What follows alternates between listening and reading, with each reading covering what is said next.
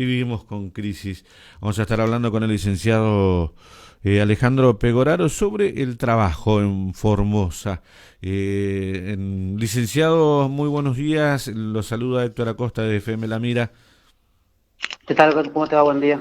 El trabajo, el empleo privado en la provincia de Formosa ha caído y mucho en los últimos tiempos, más en los últimos días, por el cierre prácticamente total de todos los comercios, industrias, todo lo que genera puestos de trabajo. ¿De qué porcentajes, qué cantidad estamos hablando?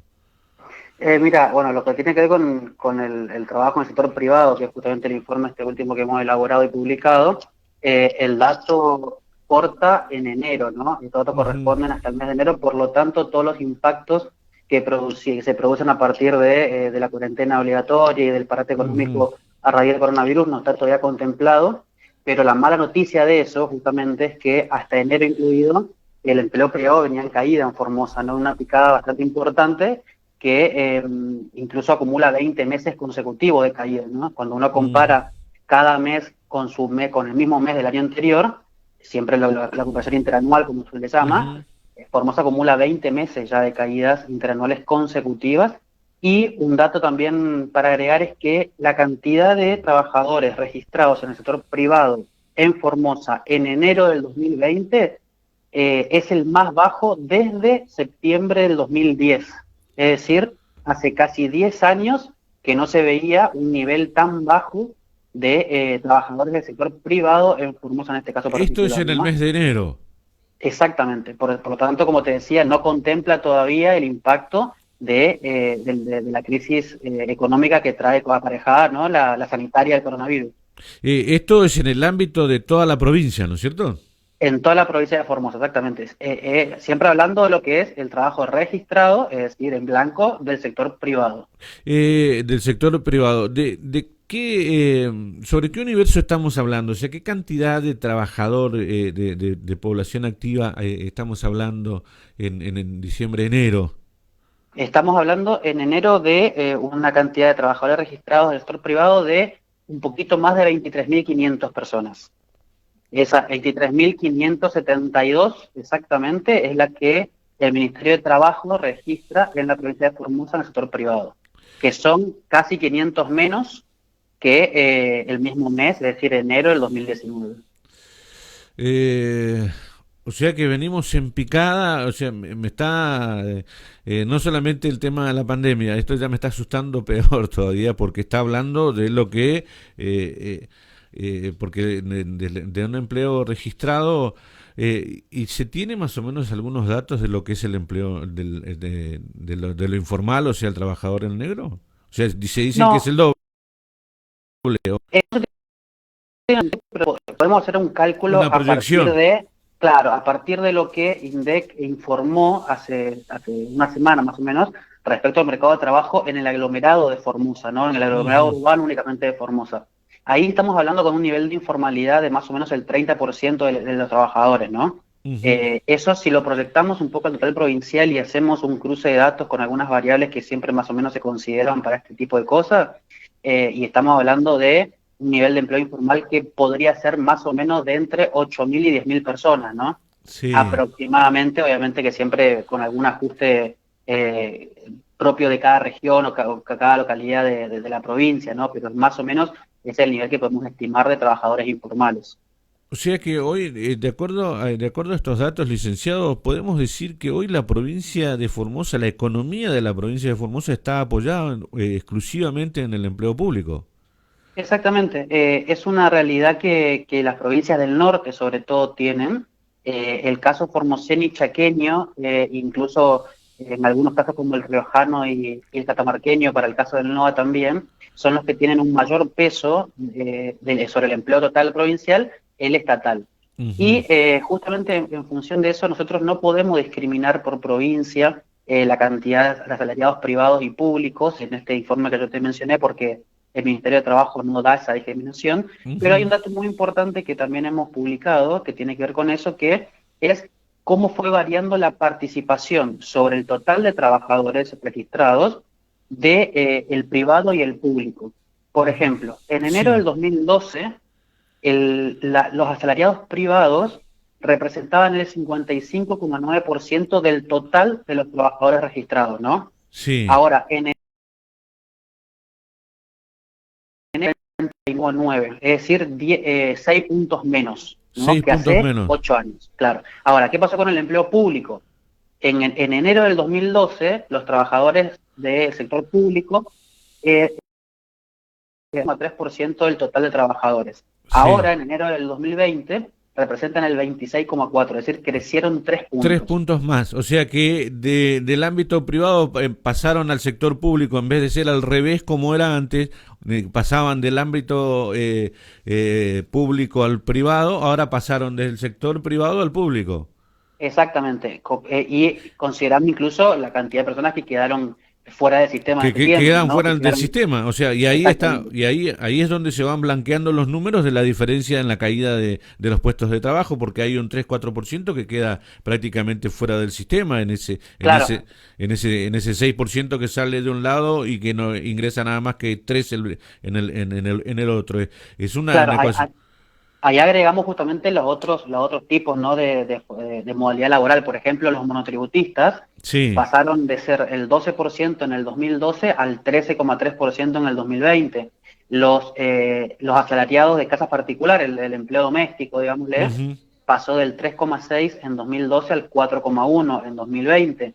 A diferencia de eso, los autónomos, por ejemplo, ujú, al igual que el empleo privado, pasa de un 3,8 en el 2012, cae al 3,2 en el 2020. Ahí más o menos se va ajustando, ¿no? ujú. Esta diferencial que vos decías se va ajustando en las otras modalidades de empleo, pero la realidad es que el empleo público fue el que creció con más fuerza en estos últimos 8 años y el empleo privado, por lo contrario, fue el que cayó mucho más fuerte en estos últimos 8 años. Y ahí un poco grafica la gravedad incluso de las cuentas públicas, ¿no? Porque estamos hablando constantemente de que las provincias se enfrentan desafíos muy importantes a la hora de pagar salario, ¿no? Ujú. Una cuestión básica de la administración Licenciado, provincial. el licenciado, no sé, usted debe tener los números, yo quiero entrar, no quiero adivinar, pero quiero hacer un cálculo. Si estamos hablando de 23.000, de un universo de 23.000 trabajadores privados, que estamos hablando, de acuerdo a la relación porcentual, estamos hablando de entre 60 y 70, entre 65 y 75.000 empleados públicos. Podría ser en los tres niveles de gobierno, sí. Es decir, el provincial, municipal y nacional. Sí, sí, sí, sí, sí. Exactamente.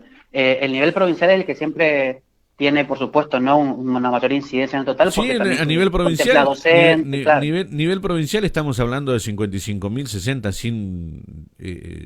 sin ponernos colorado, Exacto, estamos hablando de esos porcentajes, de esas exacto. cantidades.